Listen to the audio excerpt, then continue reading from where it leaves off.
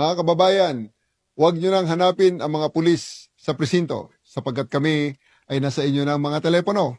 Dial 911, darating kami sa loob ng 5 minuto.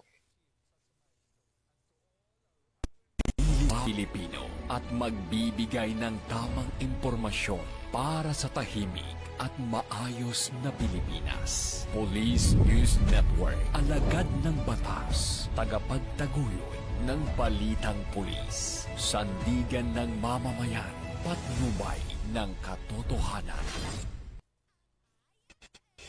Na Kampo Krame, maghahatid ng pinakahuling kaganapan at nagbabagang balita. Ito ang PNN Police News Network. At ngayon, ang inyong mga tagapagbalita. Magandang araw, Bagong Pilipinas. Ako ang inyong alagad ng batas, tagataguyod ng Balitang Pulis. Ako po si Patrolwoman Maria Danica Bungo mula sa Regional Mobile Force Battalion ng NCRPO. Maghahatid sa inyo ng tamang balita, kwento ng pulis at serbisyo para sa mamamayan. At ito ang PNP News Online. Ang pangunahing balita ng Police News Network, alagad ng batas, tagataguyod ng Balitang Pulis.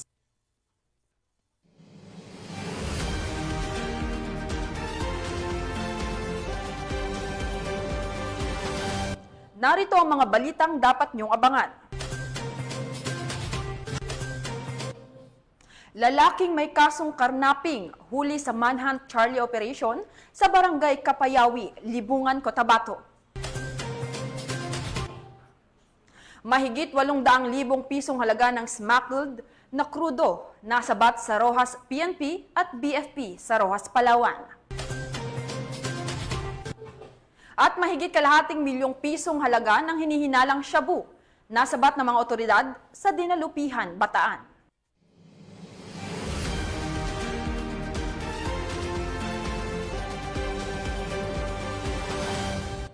Narito ang mga balitang hatid ng ating PNN correspondents mula sa iba't ibang panig ng bansa.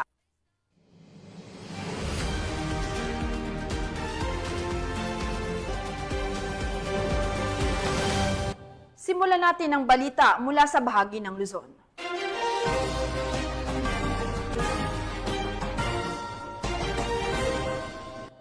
Hindi na nakapalagpas sa PNP HPG North Cotabato ang isang lalaki na may kasong karnaping matapos mahuli sa Manhunt Charlie Operation sa Barangay Kapayawi, Libungan, Cotabato. Ang detalye ng balita mula kay Patrolman Mark Roland Feliciano. Mas rehas ang isang lalaking may warrant of arrest sa kasong karnaping nang makorner ng mga tauhan ng HPG North Cotabato nang magkasa ito ng isang Manhunt Charlie Operation na nagresulta sa pagkakaaresto ni alias Lowy sa Sitio Nuevo Vida sa Barangay Kapayawi, Libungan, Cotabato nitong nakarang araw. Ang nasabing operasyon ay buhat ng tuloy-tuloy na operasyon ng ating pambansang pulisya sa pagsugpo kontra kriminalidad. Nagkandak po tayo ng Manhunt Charlie Operation at nagiging successful po tayo sa pag-aresto sa isang individual. Ito po ang top 7 most wanted ng provincial level po ng North Cotabato. Ito po ay nahuli natin dito sa vicinity po ng Sitio Nueva Vida, Barangay Kapayawi, Libungan, Cotabato. At ito po ay may bail bond recommended na 300,000 pesos.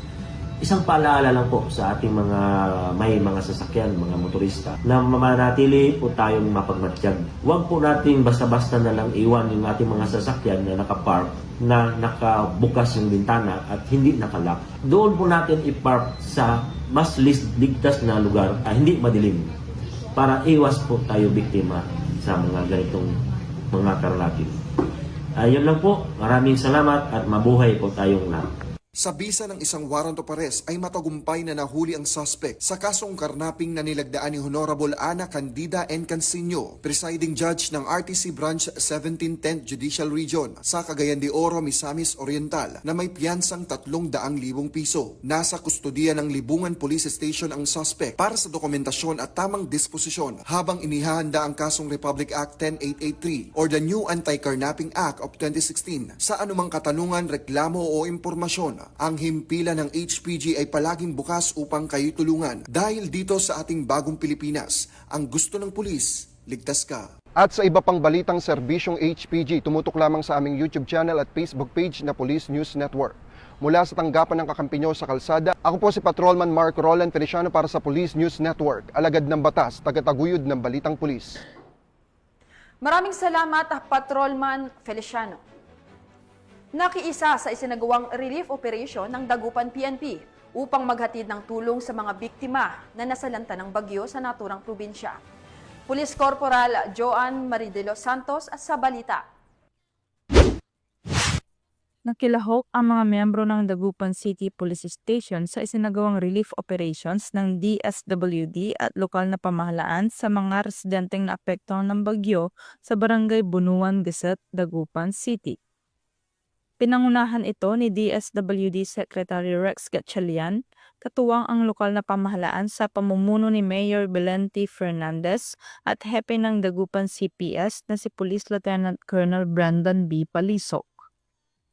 Kasama rin sa aktibidad ang mga kinatawan ng City Disaster Risk Reduction Management Office at iba pang mga ahensya na nagtulungan upang matiyak ang mabilis at maayos na distribusyon ng mga relief goods sa mga nasalanta. Aabot sa 400 family food packs at higit 100 hygiene kits ang naipamahagi ng grupo para sa mga pamilyang lumikas at mga mangingisdang labis na naapektuhan ng bagyo sa lungsod. Ayon kay Police Lieutenant Colonel Palisok, nakahanda at patuloy na susuporta at magbibigay serbisyo ang pulisya sa pagbibigay ng tulong sa mga mamamayang apektado ng kalamidad. Nagpasalamat naman si Mayor Fernandez sa aktibong suporta ng DSWD at PNP at iba pang mga kasaping ahensya sa maagap na pagtugon sa pangangailangan ng mga evacuees. Samantala, tiniyak ng PNP Dagupan ang maayos na pamamahagi ng mga relief goods at hygiene kits sa mga pamilyang nasalanta. Kanila ring siniguro ang seguridad ng bawat isa habang isinasagawa ang naturang distribusyon. Sa kasalukuyan, patuloy ang grupo sa pagbibigay ng mga relief packs sa mga karatig barangay kasabay ng monitoring at rapid response sa mga apektado ng sakuna. Mula dito sa Ilocos Region, ako ang inyong PNN correspondent, Police Corporal Joanna Marie de los Santos, alagad ng batas, tagataguyod ng balitang pulis. Maraming salamat, Police Corporal de los Santos. Nasabat ng mga operatiba ng Dinalupihan Municipal Police Station ang mahigit kalahating milyong pisong halaga ng hinihinalang shabu sa ikinasang anti-illegal drug operation sa Barangay Pag-asa, Dinalupihan, Bataan. Ang ulat mula kay Patrol Woman Lixen Reyes Sawiran.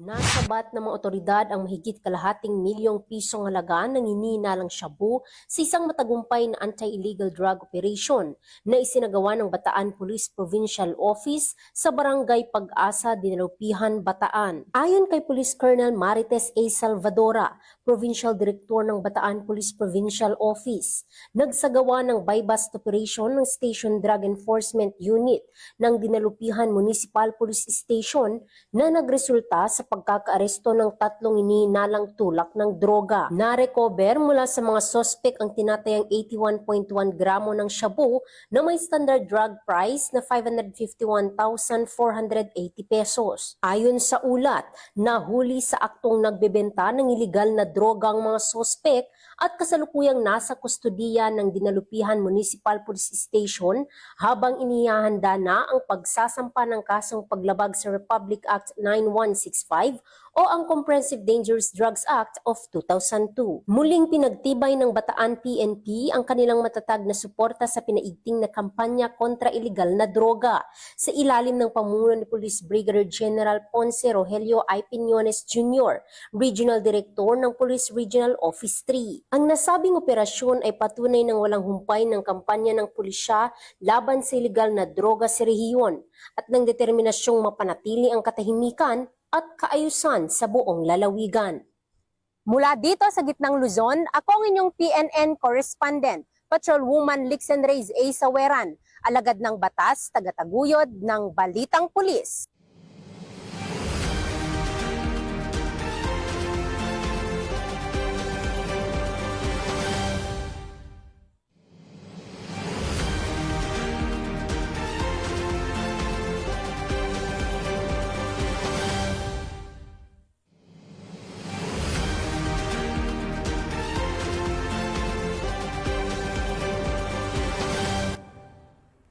Dahil sa mabilis na pagresponde ng mga otoridad, agad na naaresto ang 8 sa 10 na nakatakas sa provincial jail sa ikinasang hot pursuit operation ng Ibaan PNP at Santo Tomas PNP sa Batangas City. Nakibalita dyan si Patrol Woman Jessie Cris Obrero. 10 preso na tumakas sa Batangas Provincial Jail ang naaresto kahapon Hulyo 28 taong kasalukuyan matapos mabilis ang hot pursuit operation ng Ibaan at Santo Tomas Police Station. Bandang alas 9:30 ng umaga, naganap ang pagtakas ng 10 PDL mula sa Batangas Provincial Rehabilitation Center sa Barangay Malainin, Ibaan, Batangas. Matapos tutukan ng ice pick ang isa sa mga PDL, ang jail guard at agawin ang baril nito. 3 ang unang nahuli sa Barangay Kulayat, Ibaan, Batangas, sina alias Cesar, Zaid at Bob, na kasalukuyang nasa kustodiya ng Ibaan Municipal Police Station. Samantala, bandang 1:30 ng hapon, naharang naman sa Startol ang Alps bus na sinasakyan ng 5 pugante na sina alias Armando, Norman, Dennis, Michael at Lester. Na-recover mula sa kanila ang isang 9mm, llama pistol, magazine, bala, balisong, ilang susi at 59,673 na cash. Binubilis namin yung aming puwersa dito sa Santo Tomas Component City Police Station at pin-lockdown namin yung bus at doon na nagsimula yung aming negotiation para peacefully ay mag-surrender yung ating mga tumakas. Ang mga pugante ay may kasong robbery, homicide, kidnapping, direct assault, murder at paglabag sa Republic Act 9165. Kasalukuyang nang nasa kustodiya na ng Santo Tomas Component City Police Station para sa kaukulang dokumentasyon at ibabalik sa tamang ahensya para sa kanilang muling pagkakapiit. Dito sa Calabarzon, ako ang inyong Police News Network Correspondent, Patrol Woman Jessie Cris Obrero. Alagad na batas, tagataguyod ng balitang pulis. Maraming salamat, Patrol Woman Obrero.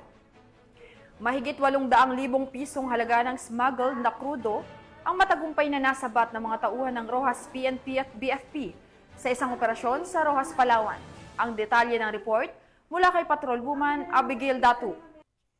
Ng mga tauhan ng Rojas Municipal Police Station at Bureau of Fire Protection ang nasa 78 drum ng krudo sa pantalan ng Rojas, Palawan, pasado alas 10 ng umaga noong ika-27 ng Hulyo taong kasalukuyan. Nahuli naman sa operasyon si alias Raymond, 48 years old, operator ng truck na pinagkargahan ng mga krudo, kasama ang mga pahinante na sina alias Rolando, Gualberto at Mark, na pawang mga residente ng Rojas, Palawan. Ayon sa Rojas Municipal Police Station, nakatanggap sila ng impormasyon na may nagaganap na iligal na pagbiyahe ng mga produktong petrolyo.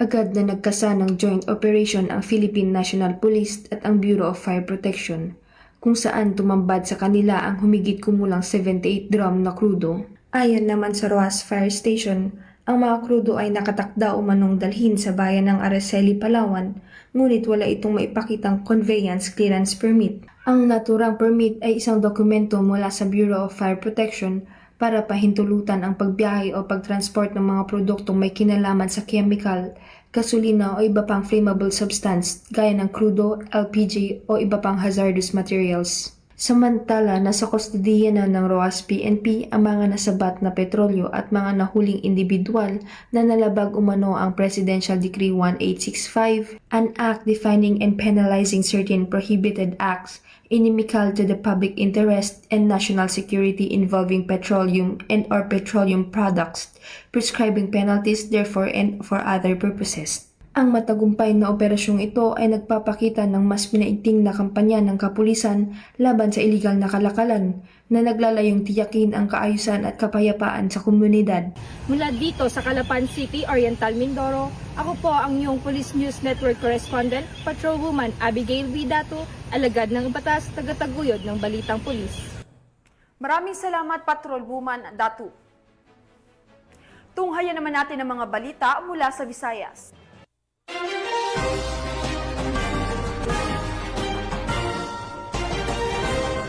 Naghatid ng tuwa at saya ang isinagawang gift-giving activity ng Antique PNP para sa mga residenteng katutubong tumandok sa Antique.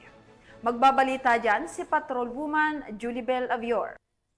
Ang makabuluhang araw ng pagtutulungan at pagmamalasakit ang isinagawa sa Barangay Badyang, San Jose, Antique nito lamang 26 ng Hulyo taong kasalukuyan. Isang supplemental feeding program at gift-giving activity ang pinangunahan ng Antique Police Provincial Office, katuwang ang Antique PNP Press Corps at LGU para sa mga miyembro ng komunidad ng katutubong tumandok sa Antique. Tampok ang mahigit 80 na masayang katutubong estudyante na tumanggap ng mga bagong bag na may lamang school supplies. Kasama rin sa mga regalong pinamahagi ay mga tsinelas para sa mga bata at mga damit para sa kanilang mga magulang mula sa mga donasyon ng mga pulis, lokal na pamahalaan at mamamahayag. Nagbahagi rin ang kapulisan ng edukasyon hinggil sa good touch at bad touch sa mga magulang at kabataan bilang bahagi ng kanilang advokasya sa kaligtasan at karapatang pambata. Bago magsimula ang programa, sabay-sabay na tinikman ng lahat ang mainit at masarap na arroz caldo na lalo pang nagpainit sa damdamin ng pagkakaisa. Dumalo rin mismo sa programa sina Congressman A.A. Legarda na namahagi ng 100 McDonald's food pack sa mga estudyante. Lalo pang pinasigla ang programa sa pagdating ni San Jose de Buenavista Mayor Paul Joseph Ontaran na nagpaabot ng mensahe ng suporta at pagkikiisa. Lubos namang nagpasalamat si Ginoong Virgilio Ocario, tribal leader dahil binigyang halaga ang presensya ng mga indigenous people sa probinsya. Nagpasalamat din siya sa mga nag-oorganisa ng programa dahil sila ay napili bilang mga benepisyaryo ng makabuluhang inisyatibo. Ang aktibidad ay bahagi ng koordinasyon sa iba pang mga ahensya ng gobyerno kaugnay sa pagdiriwang ng ika-30 Police Community Relations Month. Nagbigay inspirasyon sa mga dumalo si Antique PPO Provincial Director, Police Colonel Leia Rose B. Peña sa kanyang talumpati, kung saan binigyang diin niya ang kalagahan ng pagiging inklusibo at pagkakaisa. Muling pinagtitibay na ang PNP ay nananatiling matatag sa pagbibigay ng serbisyong pampubliko sa lahat ng sektor ng lipunan. Hinikayat niya ang komunidad na tingnan ang PNP hindi lamang bilang tagapagpatupad ng batas, kundi bilang mga kaalyado at kaibigan. Dagdag pa niya, anuman ang lahi, kultura o estado sa lipunan, ang bawat isa ay pantay-pantay sa harap ng batas at nararapat magkaroon ng akses sa mga batayang serbisyo at oportunidad. Mula dito sa Western Visayas, ako ang inyong Police News Network Correspondent, Patrolwoman Julibel Albior, alagad ng batas, tagataguyod ng balitang pulis. Maraming salamat, Patrolwoman Albior. Inaresto ng mga otoridad ang isang lalaking may kasong qualified rape at tinaguri ang top 9 provincial most wanted person sa Cebu City. Nakibalita dyan si Patrolwoman Judith Nicanor.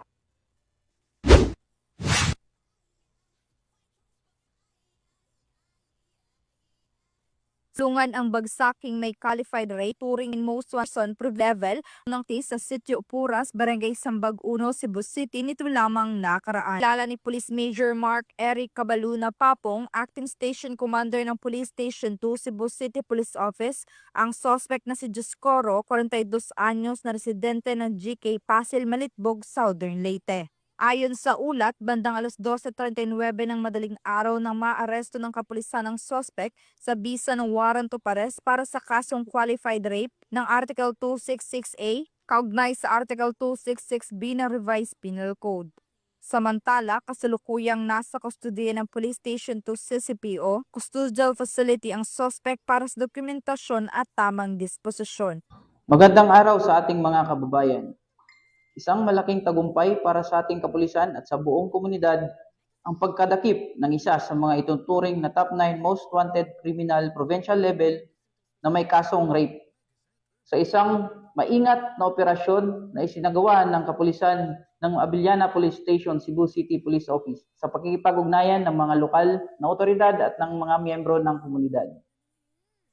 Sa ngalan ng Abiliana Police Station, nais ko pong iparating ang ating taus-pusong pasasalamat sa mga mamamayan na patuloy na sumusuporta at nakikipagtulungan sa ating mga programa. Ang inyong tiwala at kooperasyon ay malaki ang naging bahagi sa tagumpay na ito. Huwag po tayong mawala ng pag-asa at patuloy na magsama-sama upang mapanatili ang ating kaligtasan at kapayapaan. Maraming salamat po at magpatuloy tayo sa pagbuo ng isang mas ligtas at mas maayos na pamayanan. Ang matagumpay na pagkasakote ng suspect ay bunga ng pinagsanib puwersa ng PS2 CCPO, Cebu PIT RIU 7, PIU, SLPPO at Malitbog MPS. Ang kapulisan ng Cebu City ay walang tigil sa pagsasagawa at pagpapaigting ng kampanya laban sa anumang uri ng kriminalidad upang masiguro ang kaayusan sa kanilang nasasakupan. Mula dito sa Cebu City, ako ang inyong Police News Network Correspondent, Patrolwoman Judith Nicanor, alagad ng batas, tagataguyod ng Balitang Pulis. Maraming salamat, Patrolwoman Nicanor. Narito naman ang mga balita mula sa bahagi ng Mindanao.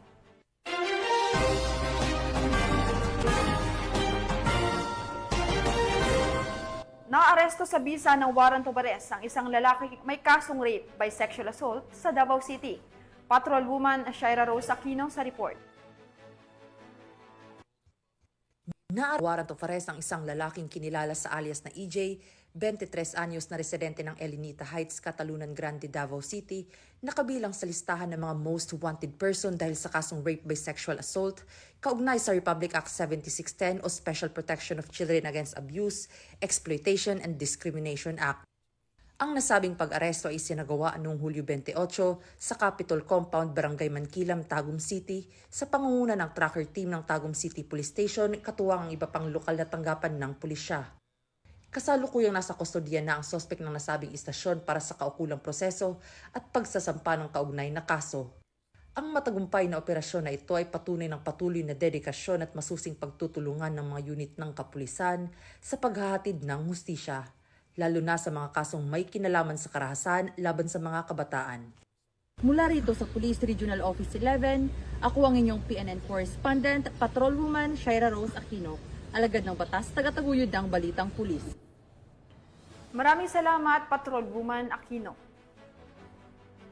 Para sa ating huling balita, matagumpay na nagsagawa ng relief operation ng Maguindanao del Norte Police Provincial Office sa mga residente ng Northern Kabuntalan na lubos na naapektuhan ng kalamidad. Ang kabuuang detalye ng report mula kay Patrolwoman Veronica Lagi. Bilang bahagi ng kanilang pangako sa serbisyong publiko at kapakanan ng komunidad, nagsagawa ng relief operation ang Maguindanao del Norte Police Provincial Office para sa mga residente ng Barangay Cagayongan, Northern Kabuntalan na naapektuhan ng kamakailang mga kalamidad dulot ng masamang panahon sa Barangay Pilabyo, Maguindanao del Norte nito lamang ika-27 ng Hulyo taong kasalukuyan. Pinangunahan ni Police Lieutenant Colonel Datutulon D. Pigiaman, Chief Provincial Community Affairs and Development Unit, sa ilalim ng pangangasiwa ni Police Colonel Yuliterio M. Ricardo Jr., Provincial Director ng Maguindanao del Norte PPO, ang pamamahagi ng mga relief goods. Ang nasabing aktibidad ay bahagi ng patuloy ng advokasya ng mga kapulisan kaugnay ng pagdiriwang na ika-30 anibersaryo ng Police Community Relations o PCR Month na may temang sa bagong Pilipinas, ang gusto ng pulis, ligtas ka. Buong puso namang nagpapasalamat ang mga residente sa tuloy-tuloy na suporta ng mga pulisya sa kanilang komunidad.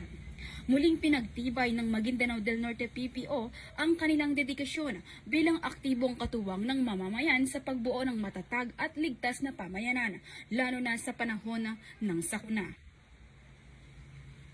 Mula rito sa rehiyon ng Bangsamoro, ako ang inyong Police News Network Correspondent, Patrolwoman Veronica Lagi, alagad ng batas, tagataguyod ng Balitang Pulis. Maraming salamat, Patrolwoman Lagi. At yan ang mga balitang nakalap ng ating PNN correspondents mula Luzon, Visayas at Mindanao. Sa ngalan ng pamunuan ng Philippine National Police, sa pamumuno ni PNP Chief Police General Nicolas Torre III, at sa pamumuno ni President Ferdinand Bongbong Marcos Jr., kami ay maglilingkod sa bawat Pilipino at magbibigay ng tama at balansing balita.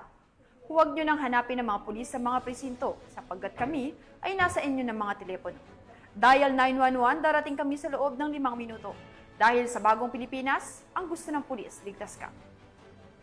Mula rito sa tanggapan ng tagapag-ugnay ng pambansang pulisya, ako ang inyong alagad ng batas, tagataguyod ng Balitang Pulis. Patrolwoman Maria Danica Bungo mula sa Regional Mobile Force Battalion ng NCRPO. Maghahatid ng tamang balita, kwento ng pulis at serbisyo para sa mamamayan. At ito ang PNP News Online, ang pangunahing balita ng Police News Network.